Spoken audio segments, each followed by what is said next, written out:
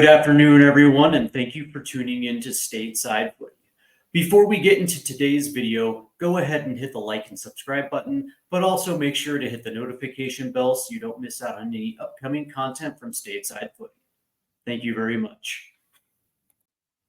Good evening, everyone, and thank you for tuning in to Stateside Footy. I am, of course, your host, Steve Silver, and joining me today is David Walding from the Kicking Grass podcast. And by the way, David, that is a fantastic name for a podcast. Thank you. I love that. And of course, for those that don't know, Kicking Grass is an Austin FC joint. And if you haven't already tuned into that podcast, go ahead. I'm sure it's on every platform as well as YouTube. I would probably assume, correct? Correct. It's on Spotify primarily, but it's across platforms. Yeah. Absolutely. So go ahead and check that out. Before we get into tonight's episode, go ahead and hit the like and subscribe button. Also hit the notification bell as well too, so you don't miss out on any upcoming content from Stateside Footy. All of that's good. So let's go ahead and jump into it. Austin FC, David. Yes. From the highs of 2022, finishing with 16 wins and 56 points, second in the Western Conference and a trip to the Western Conference Final, to 10 wins in 2024, only 39 points as where we stand. A lot has transpired. A lot of player movement in and out. Specifically, before this upcoming season, they decided not to bring back Maxi and instead for Jayasi Zardes, which I still to this day don't seem to I don't really understand exactly why they went in that direction, but okay. That makes two of us.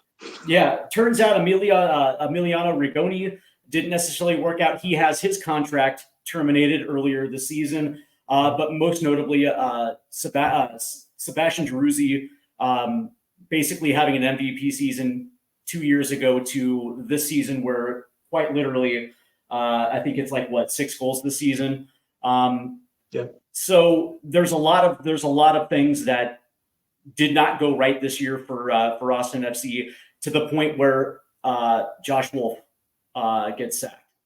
Right. So I want to start by asking you, was this 2024 an isolated incident, or was this a symptom of something that was far larger than just the season's results? This season, you mean? I think it's symptomatic. I think it's been kind of par for the course for Austin, with the exception of the one kind of extraordinary second year that we had a lot of good luck. We had Driussi playing out of his mind. The biggest thing in that 22 season was just the lack of injuries. I've never seen a club go through an entire season like that. It's rare that they go through that entire season with no injuries. And honestly, I think the Western Conference was down a little bit. So I think that definitely helped out. I think the stars just kind of aligned on that season. It was a magical season for us until we got toward the end, and then kind of nosedived from there. And that kind of started into the problems. Right, because 2023 was Austin finished with 39 points as well too. Not exactly a good follow-up off a magical season. And you're absolutely right about 2022. It was a down year for the Western Conference as well. Yeah, and I think that even if you look at our 22 season, and we can get into all the reasons, but that's going way back in time. But over the last 7 to 10 games, we were not very good. And honestly, we probably should have lost at home to RSL in that first playoff game. We had some Driussi magic and a PK and at the end of the game to salvage that playoff match, or we would have been without a playoff win to date. So I think there were signs even in 2022 about the problems in the locker room, the problems with the coaching decisions. So I don't want to take anything away from 22, but I think those of us who were following it day to day could see the issues already. Absolutely.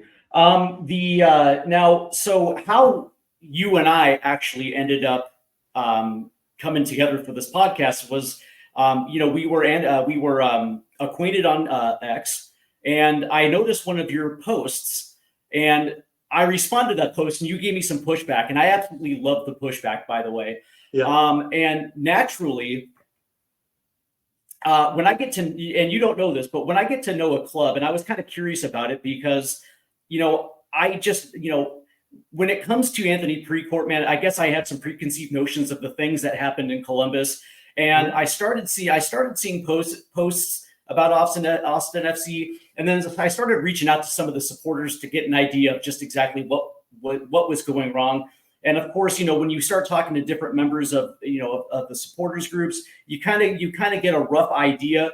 And then I started going through the numbers, right, just so I can really get an accurate picture. And it's interesting, right? So the average goals per match is at 1.1, which ranks 27th in the league. Total scoring attempts 333, which is last. XG 37.6, which is 28th. Average possession 43.2%, which I believe is good for 17th. Touches in the opponent's box 658, which ranks 25. And so you get an idea that not necessarily from a defensive standpoint, because I think the picture is painted pretty clear that Austin was actually pretty, I wouldn't say great on defense, but they weren't necessarily atrocious. All the problems seem to be on the attacking side of the ball. And of course, we kind of touched a little bit on Sebastian Giroussi a little bit and his season. But that being said, in the summer transfer window, after Rigoni's contract was terminated, it opened up a DP spot. Osman Bukhari was brought in, and in 620 minutes, he's only managed one goal. And so I guess the natural progression is, because I think a lot of people inside Austin FC, but also fans on the outside looking in, will probably just assume this was a Josh Wolff issue. Yes. But these problems necessarily weren't isolated to this season. There also were a problem a little bit last season. And we talked a little bit about Max Uridi being let go in favor of Jayasi Zardes.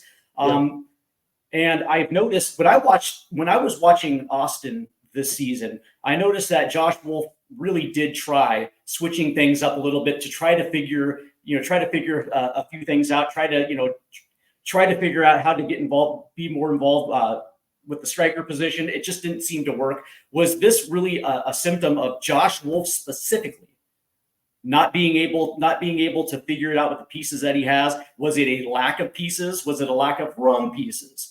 What specifically was the reason for the lack of the attack this season? Yeah, there's so many issues to delve into there, but in my personal opinion, for me, it all goes back to the coaching, right? So it's the system, it's the above and beyond that, it's the personnel management. Josh Wolff has a reputation of being very bad with managing players and managing personalities, and I think that is his biggest defect. And he showed a willingness to experiment, but not a willingness to learn. And so he liked to play players out of position a lot. We have what's called the horseshoe of sadness, where the ball goes from one corner around to the other corner and back to the first corner, and nothing ever comes of it, right? So that seemed to be a staple. Bukhari, I thought, actually showed glimpses. He showed a lot of talent when he came in. I don't think he was used correctly. At some point, Josh Wolff had Driussi playing the 9 for 3 or 4 games in a row, which makes no sense. He's not a 9. He's not right, because they were trying to use him as a false 9, correct? Well, but we didn't have an actual 9. So, correct. So a false 9 with no real 9. But again, none of that ever really worked in seasons prior. We've had a fairly decent attack, and the defense has been just atrocious. And to his credit, he did say this year he was going to emphasize and focus more on defense, and our defense improved, but it improved by sacrificing attack. So I just don't think he ever quite figured it out. I don't think the players had a lot of respect for him in general. And that goes back to the 22 season. So, like I said, this has been building over time. I think part of Driussi's decline this season was he was a very, very strong friend of Rigoni, and when Rigoni's contract got terminated, he kind of became a little less focused, a little less involved. But we can go back to the Zardes contract. That's one I never understood, and that was 100% Josh Wolff bringing him in from his Columbus days, right? So that's where that came from. But by all reports, it was a 5-year, $4.2 million contract, which means we're only 2 years into it. We got 3 years of this left. And he's had, 8 or 9 goals in 2 years? He's just not productive at all. And the interesting thing is coming up this offseason, there's also reports that Zardes could actually have his contract bought out. There's a potential that I think there's up to 6 players that potentially could have their contract bought out, because obviously Rodolfo Barrero, the new sporting director, obviously there's this emphasis of the potential of needing to rebuild. Whoever the new manager they're going to get to bring in, they want to, obviously they want to hit the ground running with their new head coach and give them as many tools as they possibly can to turn this thing around next season. But the talk was that, they acknowledge that, Gyasi Zardes probably wasn't the best fit, and they could have that contract bought. They would have that contract bought out, retain the roster spot, and then obviously the cap space. Right. I actually thought Diego Rubio looked better when he was in than Gyasi this year. Yeah. But again, Josh has a tendency to play favorites sometimes instead of performance-based. We go back to Bukhari, for example. Part of the issue was since he came into the team, he never played 90 minutes. So you pay $7 million for a DP player, and then you never give him an entire game. Just does not make any sense, right? It doesn't make any sense to me to do that. So things like that are head scratchers, and you go, what is going on? He would take off O'Brien all the time as well, and he was our leading goal scorer. I was going to say, isn't Obion Austin's leading scorer this season? I believe it's what 7 goals this season. 7 or 8, I forget, but he was the leading goal scorer, which tells you something, right? Gyasi had 3, I believe. So that tells you where we are on forwards. I think Rubio is about there too. So I think Rubio is 4 goals and assists, so 5 goal contributions so far this season. So that's that's championship quality right there. But that's the and that's the weird thing, because but I mean, we've gone through so many strikers that at some point it's the system, right? If you've gone through 6 or 7 strikers and they all have the same result, and then they go off and they have better results elsewhere, some of that is the system. It's interesting because when I was watching Austin this season, I caught about 10 matches this season with Austin, and on paper, it's kind of a head scratcher, because on paper, you look at some of the names, you're kind of like, they can't be this bad. Because it's like I'm looking at it. It's like, Driussi's awesome. You know what I mean? Like he's I don't, maybe he's not on the level of like a Lucho Acosta or anything like that, but he's not terrible. He's very good. And it's like when you have a guy like that essentially driving your attack, there should be even with marginal strikers, the ability to put a ball on a striker's foot in opportune spaces and allowing them to create, it's very advantageous for an attack. But that being said, in the matches that I saw, and I'm like, I don't get it. I don't understand exactly why linking pieces can't link up. I just don't understand. Why isn't this team far more goal dangerous than what it looks like on paper? Right, which is why I think we get back to locker room issues. There have always been locker room issues throughout Josh's tenure. And I think part of that is reflected in his press conferences. If you just watch his press conferences, he's very belligerent and defensive and kind of arrogant in his press conferences toward both players and fans.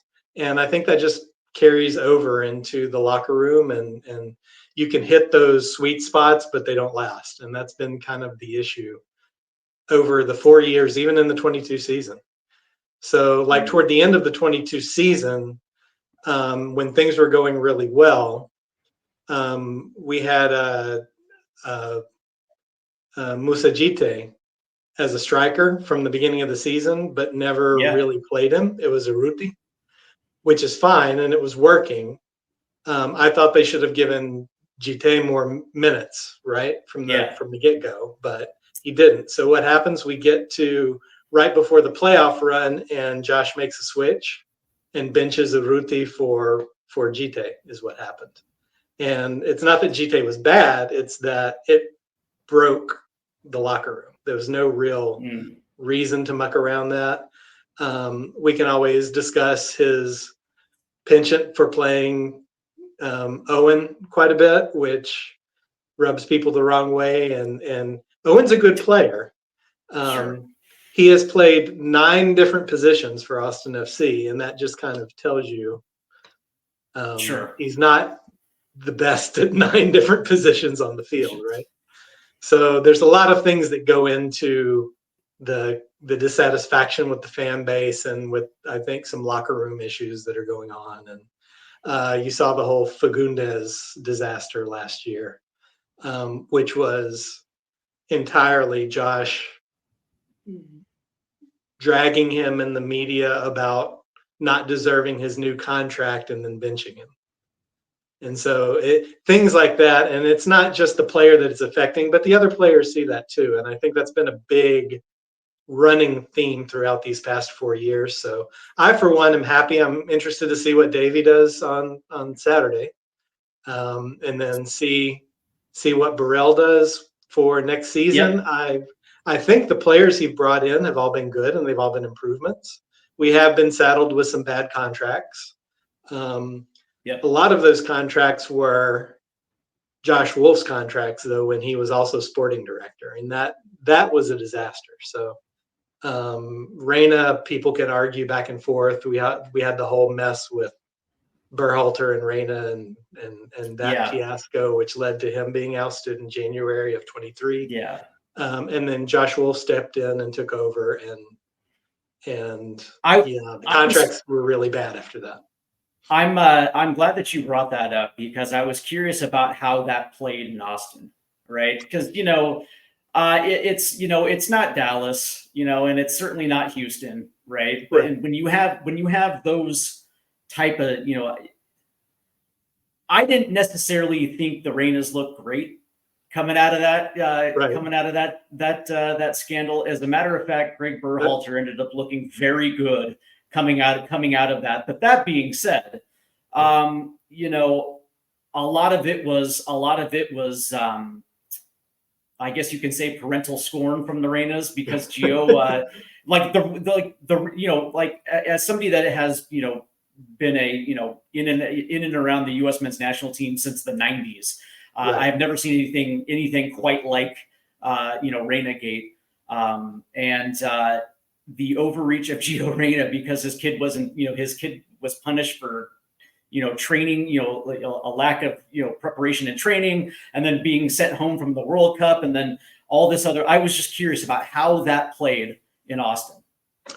I don't think. Certainly Reyna didn't come off very well, and certainly nobody was upset by his dismissal. And there's a couple of things that lead into that. I think in Austin, though, Berhalter didn't come off quite as well in Austin as he did maybe for you. So I think he didn't come off good to me at all. As a matter of fact, I originally come from Seattle, and I'm sure you know the reputation of Seattle, right? So it played about as well in Austin as it did in Seattle. And so a lot of my friends, who wanted to talk about it, and I'm like, we're talking about an incident that happened when he was 19 years old, and he's 55, 56 now. So we're talking about a gap of 30 years, and maybe it might be a little bit overblown, but whoever wrote his PR did a very fantastic job of making him look a little bit more sympathetic than Gio Reyna, not Gio Reyna, but Claudio Reyna, who just kind of came off looking really petty. Exactly. No, I think that was the perception here as well. And if you go back just a little bit, in Austin, we had the Cecilio Dominguez fiasco, where he had been convicted of domestic violence, and Claudio said he didn't know anything about it, when that was very not believable. So I think people already had kind of some distaste for Claudio going into that season, and then the Claudio gate just kind of blew it up. And so if you look at the rosters that he built, though, I don't think they were that bad. I think there was talent. I think, obviously we were able to get to the Western Conference Final with that talent. He built Austin FC 2, and we were able to win MLS 2 with that talent scouting department. So I'm of the opinion that the talent, it's not up there with Miami or LA, but who is, right? So, but I think it was pretty good beyond that. I think the pushback you got from me was on the spending side, right? Precourt has written checks. I mean, he's paid the players. Some of them they may not have been wise contracts, right? But he's not been shy about opening up the checkbook and paying the players. Like I said, a $7 million Bukhari transfer. So I think things were fine until that occurred, and then Josh had to step in and do both, and was just really, really bad as a sporting director. Say what you will about him as a coach. I think having him be a sporting director simultaneously with coaching the team was a disaster. Too much responsibility. Yeah, too much responsibility, right? Exactly. Back in the dark ages of Major League Soccer, back before we had this upcoming season, 30 teams. I remember when Seattle came into the league in 2009, and they were the 15th team in the league. And prior to that, I mean, it wasn't unthinkable that coaches also took the role of technical directors, because it was one less salary you had to pay in your front office. So you might as well kill two birds with one stone. And the league wasn't expansive. It wasn't where we are today, and you probably would be able to handle that because we didn't have academies back then, and such. But now the league has evolved so rapidly in such a short period of time, where you can't have your hand in every single pot without neglecting other areas. Which has been one of the big complaints here as well about Josh Wolff, is we have a very strong academy. We have a very strong MLS 2 team. And Josh has never, other than Owen, has never brought any player up. I was going to ask you about right. I was going to ask you, what is the graduation rate of Austin FC 2 to the first team? Well, you just answered that question. It was 1. Well, I take that back, because CJ Fodry came from MLS 2, and he's played a couple of games here and there, limited minutes, but nothing of any consequence for him. And a lot of people thought he should get some more playing time, but that absolutely drives me wild, right? So MLS teams, for years were, I wouldn't say raked under the coals. I don't think that's appropriate, but a lot of fans took Major League Soccer teams to task for not having academies and not having a base, that had a pipeline to the first team, and then MLS teams across the league started opening up academies. Okay, good for you. You did a great job. You opened up academy. You have a base in which you could develop and grow. And now we're like 5, 6, 7 years from the academies open, and a lot of teams are still investing in overseas players coming in, which I don't know what to make of that, right? Because I'm like, on one hand, I'm happy the Sounders went and got Pablo de la Vega, but that being said, was there was there a kid in the system that was ready to graduate, that was ready to come up? Because if it's true that there is a salary cap issue, you would probably assume that the path of least resistance is probably an academy kid. You know what I mean? You would probably assume that if he's ready to handle that responsibility, then give him first team minutes. At least have him coming off the bench, at least getting dipping his feet into the water. And that's not necessarily the case. And I don't know what to make of it. I don't know if it drives me crazy or makes me want to question the whole existence of the academy system. I love the academy system, by the way. Yeah. You know what I mean? It's like, why have it if you're not going to use that base? Right. That's been kind of one of the questions, but we'll have to see what Roto does going forward with that. Yeah. I think that's been a big complaint here of the fan base, and I just don't quite understand that, how you, especially in a year like this one, right? Right. You're not doing anything. You're not going anywhere. You're not making the playoffs. It was obvious to us from early on. Why wouldn't you try out some of those players, especially early in the season when we didn't have the transfers coming in the summer window? So it just didn't make a whole lot of sense why players couldn't get more minutes from the academy, and especially from MLS2 with the new rules where you can kind of back and forth them a little bit. So right. Their own pro contracts.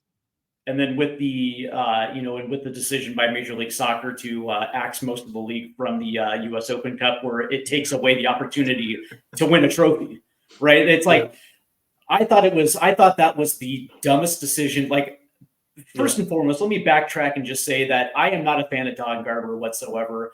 As the commissioner of the top flight of American soccer, your responsibility, yes, is to your league 100%. That's not in question, but it's also, you have a responsibility to American soccer, right? As the top flight, that responsibility is up there with generating revenue for your league. Like the best interests of American soccer still has to be met.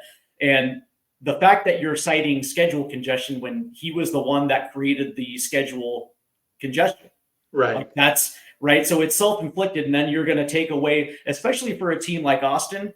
Yes. Even a team like my Seattle Sounders, the opportunity to play for a trophy in a season where otherwise you wouldn't is so massive, because at least you can win some hardware. There's something to play for, and I saw those reports from Los Verdes and the Austin Anthem. They made publicly the boycott of Leagues Cup. I actually appreciate that. I 100% appreciated it, because we didn't see a lot of supporters groups out there doing what the supporters groups from Austin FC did.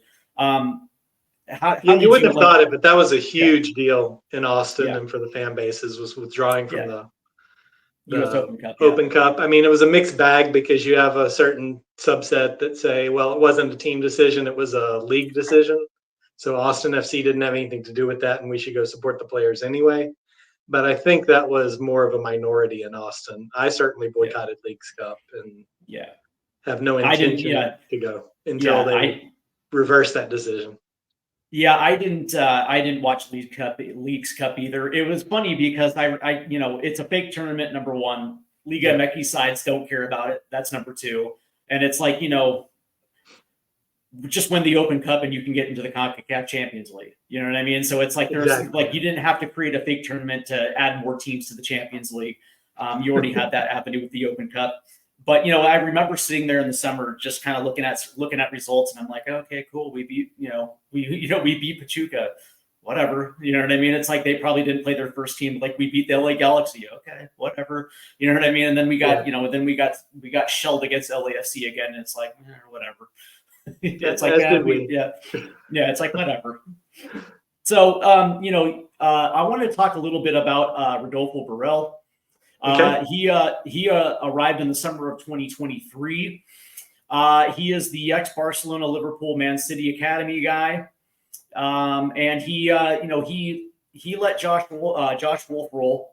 They rolled the dice on another season, but I would probably assume that when he came in and took over as sporting director, that Wolff's days were 100% numbered.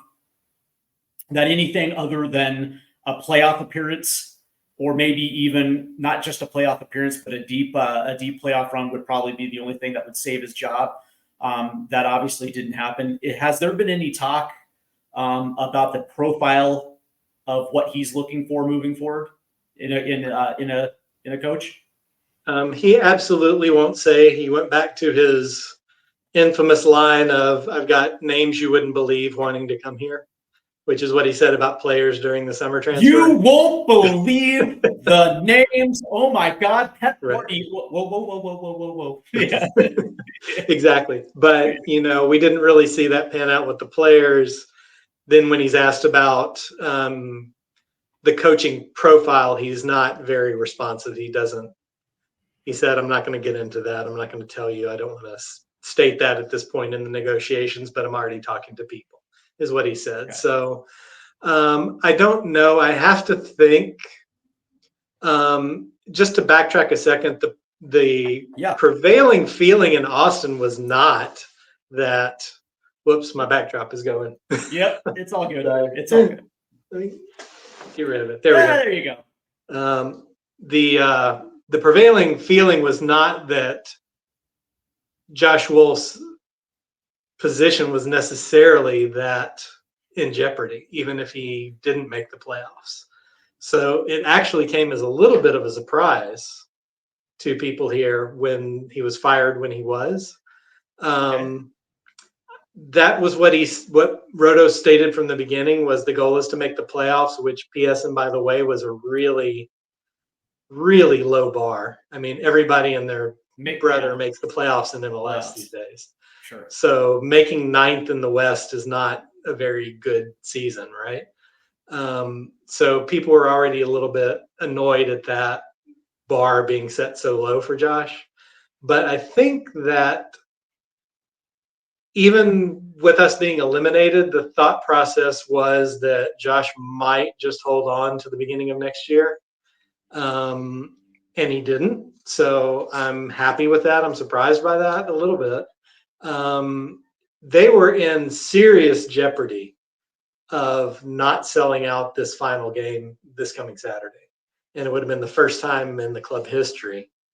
There were boycotts planned. There were protests at the stadium planned for the game on the 19th. And I think, again, credit to the groups and Los Verdes and Austin Anthem and La Murga and all the other groups that are pushing for that, because I don't know that he would have been ousted without those events being planned for this final game. And they certainly didn't want to break their streak, right? They're very proud of that sellout streak. So sure. Well, I will say this.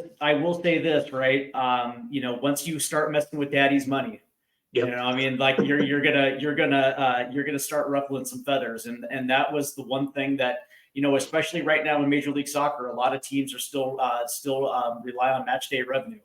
And if there is a situation where you don't have your fans in your stadium, don't mess with daddy's money, because daddy's not going to be happy, right? So sometimes you have to make a move. You have to make moves that maybe you might be a little uncomfortable with. But that being said, it's like it's for the greater good, and that, I think that's a sign of a healthy organization, is not being afraid to make those uncomfortable moves when you have to make them. If it's not working out, cut bait, move on. Don't let things bleed out. You know what I mean? And when I look at some of those moves that Austin's made, instead of allowing players that aren't working, they've got rid of. Like, we made a mistake, no worries, gone. Well, again, and the question is always, are they not working because they're not good enough players, or are they not working because of the coaching in the system? And that's been the debate in Austin.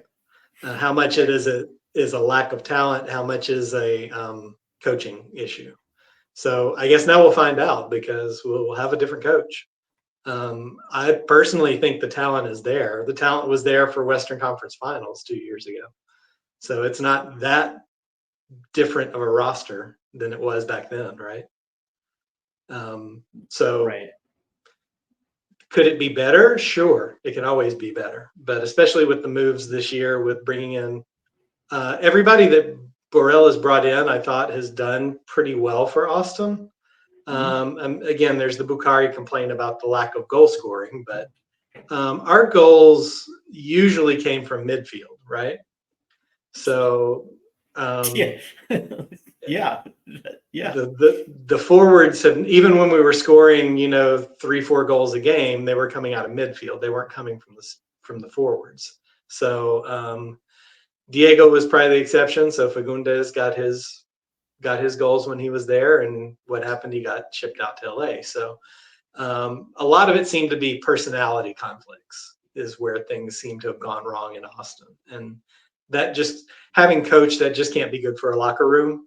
And if the locker room's not good, the performance on the field suffers. And to me, that's what's been happening in Austin. It's just a locker room issue that stems from the coach. And say what you will about his system. I'm not a big fan of Josh's system, but I've always said any system can work if you have the right players and you have the buy-in and you Right. execute And you have the right, well. right. You have the But right messaging, the right communication. Yeah, for sure. exactly. And trust me when I tell you that I know the frustration of having a winger, an expensive winger that's not scoring goals. 100%. I feel the frustration, right? Because Yeah. Pedro, man, Pedro, But $7 million transfer fee to bring in an Argentinian who missed more than half the season due to an injury, and then when he gets on the field, you only kind of see it in glimpses. You can kind of see the brilliance in glimpses, but that's right. about it. You get $7 million. You pay $7 million for glimpses, just glimpses, and you're just like, oh. Yeah, and that's exactly what I would say about Bukhari. We paid $7 million and we got glimpses. We didn't get glimpses. But at the same time, I will defend him by saying whenever he was having a good game, he'd be subbed out at the 60th or 70th minute. So it kind of kills the momentum, right? So I don't know. Going back to a coaching search, I'm curious if Borrell is going to go outside the Barcelona CFG family. It's like what, the pep tree. Yes. Yeah, I like the bravado of we have thousands of coaches that want to come to Austin. That's great. That's awesome. But like you kind of would expect to stick to what he knows, right? Right. Yeah. I think the expectation here is that he is going to bring someone in from Europe from that system, and the question for us is when and who's it going to be, and this gets back to the Precourt question: is Precourt going to be willing to pay? Right. Right. And I don't know the answer to that question because I don't think Josh's salary was all that high, and I don't think the perception here, at least, is that the money was a big factor into retaining him for this year, right? That he had 2 years left on his contract, and Precourt might have said, yes, Roto, you can make the change, but you can only spend X amount, and his salary has to come out of that, right? So which it felt from the beginning of the season like it was a tread water type of season, just make it to the end of the year and then start fresh in 2025, I think is kind of how it's felt all along, which has been a very, very frustrating season for the fans. Right. And you brought up a very interesting point right there, right? It's whether or not there's going to be the funds of the resources available to bring in that new coach from Europe. Because if there really is I guess you would say, a cap on how much he's going to be able to spend, that kind of leaves you in that whole MLS retread area, area right there, right? Where you saw what Chicago did with Greg Berhalter, bringing him back into Major League Soccer. I know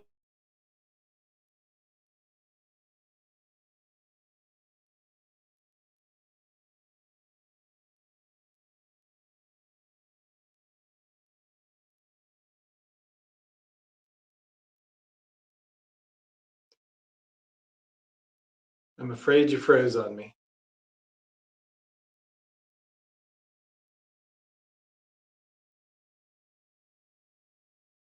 for work in Major League Soccer. There was room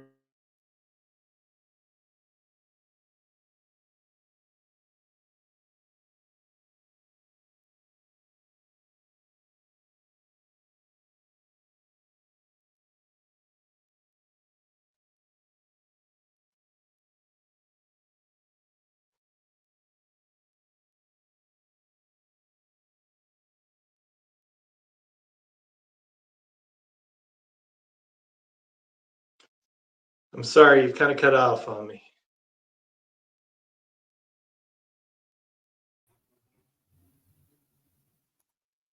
All right, there we go. Sorry about that.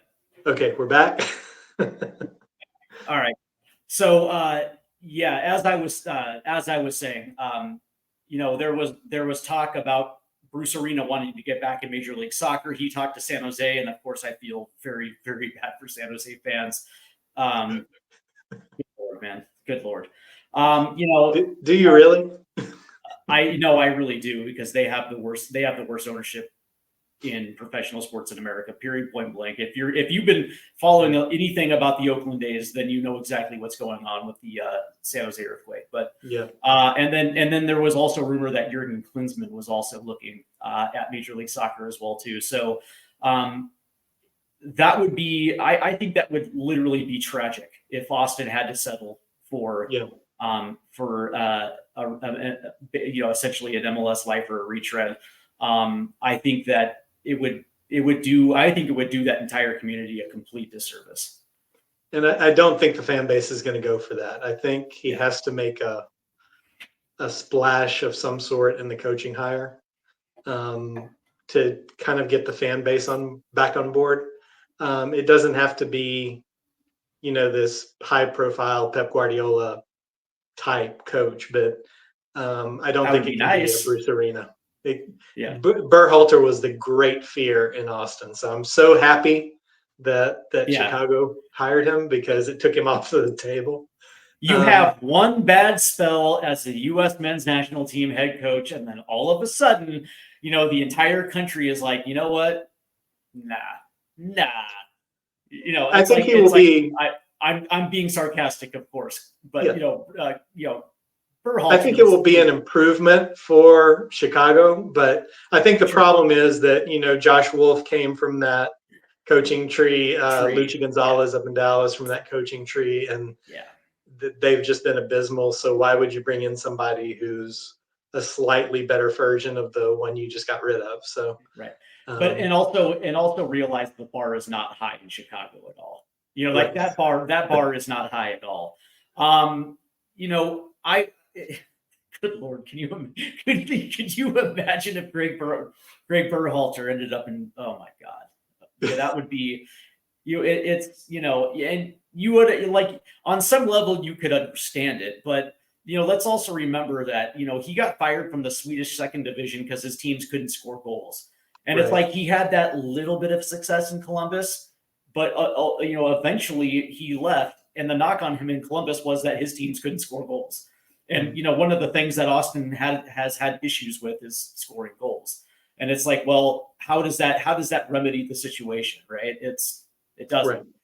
And not to mention the fact that Greg wants to play like Barcelona 2012 or like Brazil 1970, and it's where he's got these principles that he's married to, and he just will not adjust. You know what I mean? And that was Josh as well. He definitely wanted to play out of the back, cost us a lot of goals in that respect, wanted to do the Barcelona style. It just didn't work. It's generally like, it's cool if you have Barcelona's talent. Right. It's that, and that's what I don't understand about these coaches these days that want to play that, sexy style of tic-tac of football. And it's like, cool, man, I get that, right? But you need the personnel to do it. That's the first thing. But also, if you don't have players that are good with the ball at their feet, and they, and you're so married to playing out the back that you're not resistant to a high press, you're going to end up turning the ball over in disadvantaged places. And it's like, good Lord, man, it's like, it's not a style that's conducive, especially if you have a roster that is a little bit more pragmatic, that that kind of plays that forward style ball. So I don't know. Right. And I also think to play that style, you need the talent disparity. So you need to have the players, but they have to be better than the other players. And in a salary cap league, you're just not going to ever have that talent disparity. People are going to be San Jose aside, the rest of the teams are going to be somewhat comparable in talent level. And then I guess you can also make an exception for LA and Miami these days. But true. true, because they're exempt from the MLS salary cap. Apparently, That's exactly right. And by the way, that is those goofy roster rules are eventually what's going to it's going to turn players off from coming to MLS, like eventually. And the interesting thing about it is obviously Messi gave the league profile, but there's only a finite amount of time with Messi in this league. Like, it's not going to be forever. And so what are you going to do to retain those fans that you got from Messi, right, post Messi, right? Because we're coming to the cusp of 2026. We have a huge World Cup in this country. And it's like, that can't be just it. That can't be the plan. Like, we're just doing this until we get to 2026. And then everybody's going to love soccer again in this country. And then, hey, we're the domestic league that's been building for the last 30 years. That doesn't work that way, right? And it's because I don't know about you, but I have friends that are diehard soccer fans, but on Saturdays and Sundays, they're not watching Major League Soccer. Absolutely. You know what I mean? It's like you have done all of these things to do your best to try to get the Latin American community to jump on board. Never mind the fact that they don't care about Major League Soccer because they're Liga MX fans. But it's like you have a lot of soccer fans in America that watch the Premier League, that watch the Bundesliga, Serie A, La Liga. And it's like, what are you doing to get those fans, right, on board, right? And it's like, are you like, I'm the guy that is not like wanting to rip the Band-Aid off. Like, if you want to keep a salary cap, fine, right? But how about raise it to like 10, or how about 15? You know what I mean? Because we like the infrastructure is in place now in Major League Soccer. We have owners that are their net worth are not in the millions but the billions now. We have state-of-the-art facilities, but more importantly, we have owners that want to spend. So let them spend. Completely agree with that, and also get rid of all the TAM, GAM, get rid of all the 100%, 100%. Just make it simple. I like the salary cap concept, but it needs to be much higher than sure. Because right now it's these roster rules are designed. I believe they're designed for two reasons. One, to essentially protect the owners that just really don't want to spend. That's the first thing. But it's also designed for investment in attacking players. And so we've got a league where I think the average goals per game across the league is now at 3.6. So they've designed and created a league to attract the average sports fan in America, to get them to watch that game. So it's like, what is like the biggest knock universally for the last 30 years when it's come to this sport is that it's boring. There's not enough goals. Nobody wants to watch a 0-0 game. It's like, well, watching two defenses, basically, beat each other up is actually a very compelling match, but I understand. So you've created these goofy roster rules, to enforce parity, to enforce more goal scoring, but it's not natural to the sport, right? I'd like to see, the one thing I want to see is balance. Like, I want to see good attack matched with good defense. You know what I mean? Like, that's, like when you look at some of the best teams, I'll give you a good example. Like, Portland's got a phenomenal attack, but they also got one of the worst defenses in the league. You know what I mean? Like, Seattle has a toothless attack, but they have one of the better defenses in the league. You know what I mean? It's like this weird parity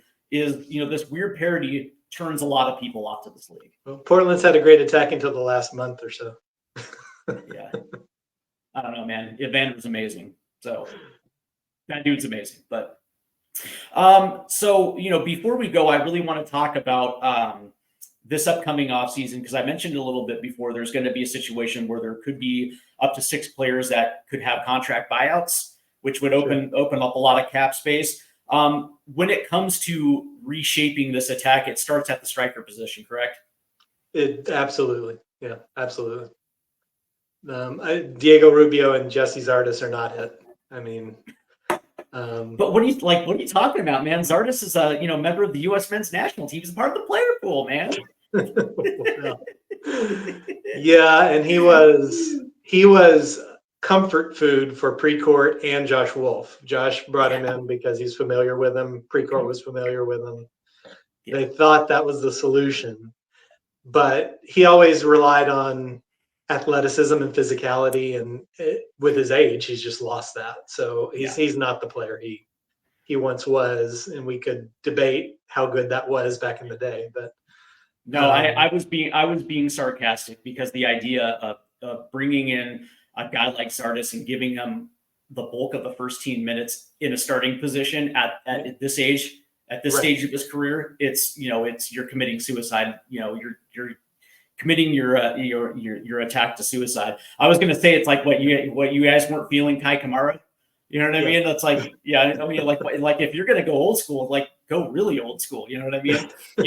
Chris Wondolowski wasn't available. Right. So, but see, Josh wasn't comfortable with them. He wanted Yeah. somebody he was comfortable with. but, yeah. And he had personality issues with Urruti, he had personality issues with Musa Jite, he had personality issues going back. So he wanted a forward. I do think they get along really well. I think that's one of the few players that there aren't any issues between Wolff and the player, right? But no, he's not the solution. Rubio's not the solution. I don't know who they're going to get, but they've got to get a striker. Absolutely have to get a striker. I would think it would start by finding somebody that actually is going to match with Driussi. I would probably assume, right? That has matching skill sets, that they basically instinctually can read each other on a pitch. And you know what I mean? That knows exactly what their anticipation, what their movement is going to be. So one feeds off the other. And I say that because I don't think getting rid of Driussi this offseason makes. I mean, I understand, like he's kind of fell off the last couple of years, but he's still at an age where he's still in his prime. You know what I mean? I was going to say that presumes Driussi's coming back, and I don't know that the fan base was convinced of that. Now, Roto in his conference last week just said absolutely Driussi's coming back next year. So I'll give him the benefit of the doubt and hope, because I think he's still our best player, right? Yeah. Regardless of the production this year, I still think he's our most talented player. And if you put the right system and the right pieces, he's going to be. I don't know that he'll ever duplicate 22, but he can be close. Right. Well, I was going to say, it's like there's a few reasons. I bring that up is because the first thing is you look at his contract, and I think it's like 8.8. Like I want to say it's like 8.3. Yeah. So he's still making a good chunk of change, and that's something you can really buy out and feel comfortable, right? You don't want to walk away from that type of cap number, right? So that's the first thing. But the second thing, he's only 28 years old, right? You know what I mean? And he's not, like, as far as I'm concerned, he's not over hill. And if this really was an issue of he didn't get along with Josh Wolff, right? Or the areas in which Wolff was playing them, that didn't necessarily suit his stronger points. Then he did play him out of position this year quite a bit. Correct.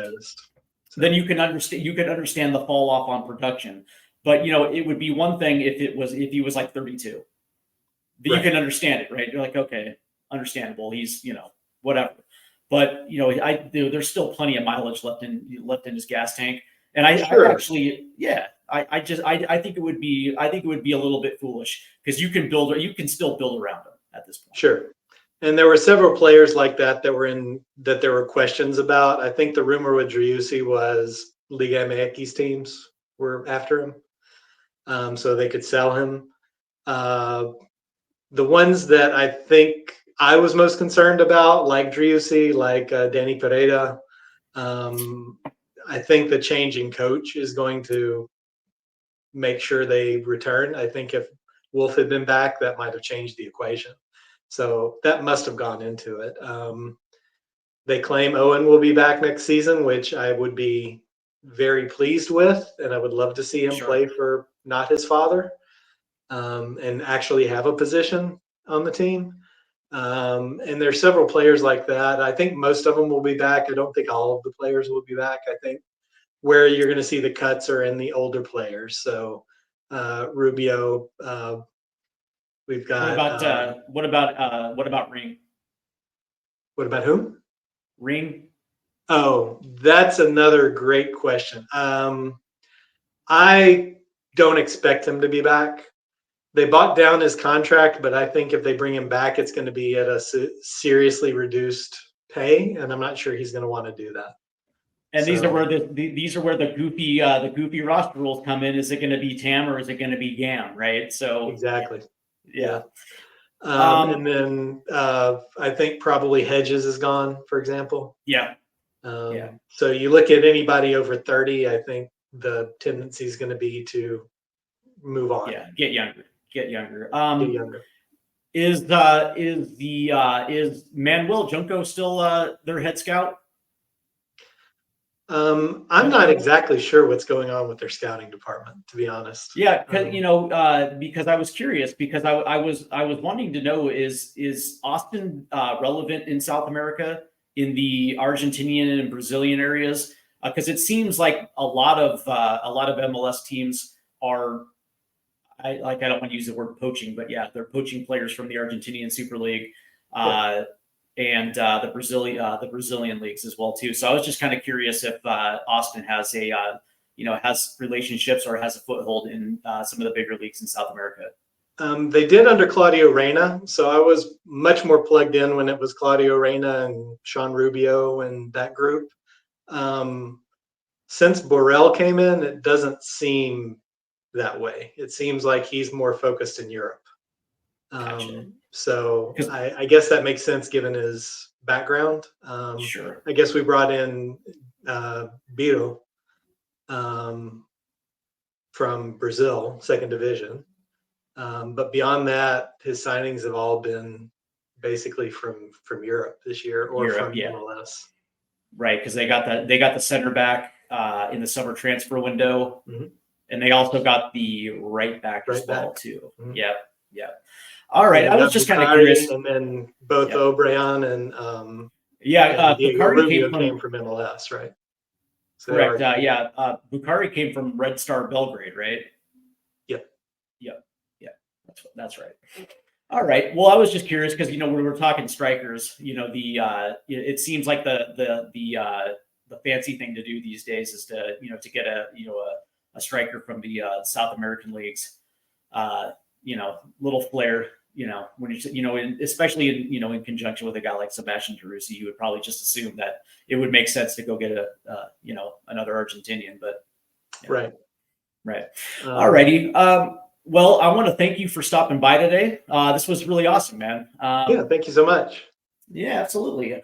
Is there anything coming out with Kicking Grass that you want to plug? Not at the moment. My co-host is in a acting gig right now, so okay. We're on pause. Wow. Oh wow! But people should watch and see when we come back from that. He's starring role in Misery. So hey, how about that? Yep. So whenever that's run its course, we'll talk about coming back. We used to have a good thing going with Austin FC. Austin Bold talk, but Austin Bold kind of went belly up, and so he's not as he doesn't follow Austin FC as much. There was some tension there between those two teams. That's a whole different conversation for a different day. Yeah, absolutely.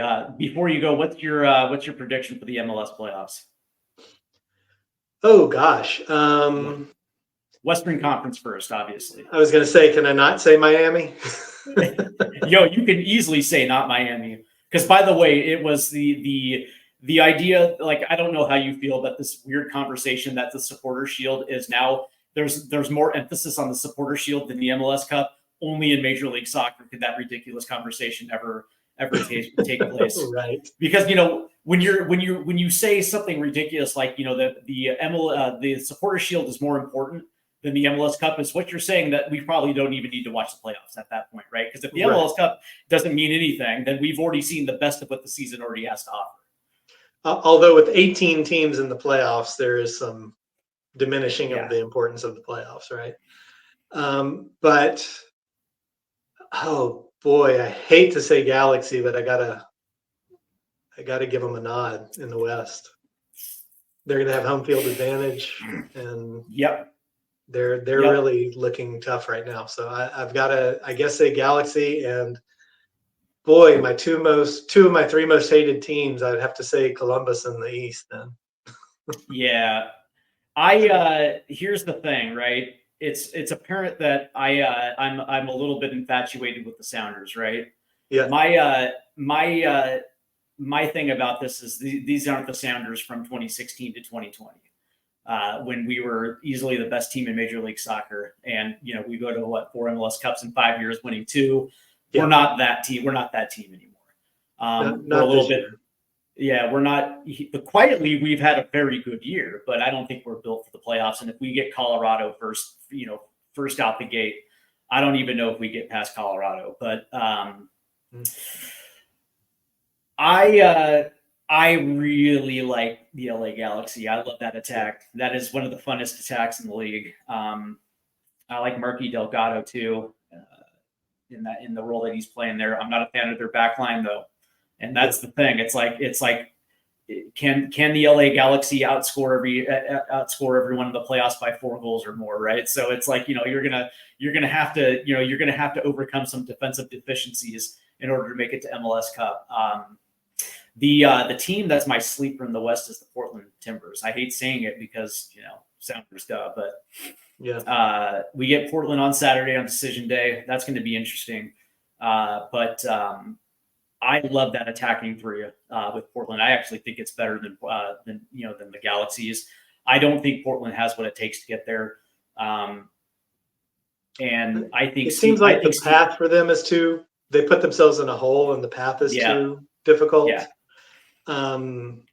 Yeah. And their scoring has dropped off. So I'm not sure exactly what's going on with that. It seems like they would have made a push toward the end to get into that 6-7 spot. Yeah, and that's the thing, is they need a win on decision day to get out of that spot and hope that Minnesota falters, right? Which very well could happen. But and I know from a Seattle standpoint, I think everybody's hoping that Minnesota wins and they can leapfrog Colorado for that position. So we actually get Minnesota United instead of Colorado. So there's a lot there. Yeah, there's a lot on the line for that one. But I don't like saying the LA Galaxy either. But you know what I mean? Because I think Steve Cherundolo is an overrated. I think he's one of the most overrated coaches in Major League Soccer. I think that talent very much masks his deficiencies. And we saw that when he went up against a real coach in Wilfred Nancy. I guess so. I think it's going to be LA and Columbus as well too. Although, if Cincinnati advances and they get in Columbus faces Cincinnati in the quarterfinals, that's going to be a shoot. That's going to be a burner right there in the Eastern Conference. But outside the three in the Eastern Conference, So, all right. I would love to see that matchup in the semi. Oh, dude. Yeah. Oh, yeah. Love to see dude, the Hell is Real Derby in the playoffs. Before we go, by the way, how is Austin welcomed in the Texas derbies? How are they welcomed? Yeah. I think probably as well as Seattle's welcomed in Portland. We absolutely despise Houston. So there's been a lot of, to me, I'm going to make some people mad, but Houston has one of the worst fan bases in the league. And they've beat up our supporters when they go to Houston. They've, stolen their musical instruments. They're just bad. They're just bad to go to that stadium. So welcomed, I would not say. Dallas is FC Frisco is a different vibe. That stadium, I don't know if you've ever been to that stadium, but it's so like a wet blanket over everything. They don't let you celebrate and cheer, and everything's kind of like you can't take stuff into the stadium and you've got to sit down, and it's just very kind of soccer mom oriented. Yeah, okay. I got you now. So you don't get that. I guess I don't get the hate from the Dallas fans, but it's just not I've gone up to those rivalry games, and it's fine. But I don't think there's any love lost between any of us, to be honest. Fair enough. Fair enough. Yeah, yeah. For what it's worth, I'm not a fan of the Houston Dynamo either. And when you know, I think what Tim Howard invested in it, I was like, oh, you could have done so much better, Timmy. You know what I mean? You could have done way better. You know, so it is what it is. All right, that's going to take care of us. Take care of it today. I want to thank you, David, for jumping on and talking a little Austin FC. And hopefully, decision day goes well for the fine folks in Austin. And you know, I'll look out for you on Twitter. And I do predict that Austin's going to win decision day, and I do think Seattle's going to beat Portland. So we'll see. There it is. I'm going to throw you some love there because I think they're going to pull it out. All right. I hope so. I don't have a lot of enthusiasm for this one because, you know, Cascadia rivalry, especially when we need a win in it, it never seems to work out. So I got my fingers crossed, but we'll see. Thank you everyone for tuning in. Yep, check us out this weekend as we have the live stream for the Seattle Sounders and the Portland Timbers. So that's going to be fun. And of course, the video just dropped off the recap of the U.S. men's national team window. So go ahead and check that out. Thank you, everyone. Have a great evening. Thank you so much.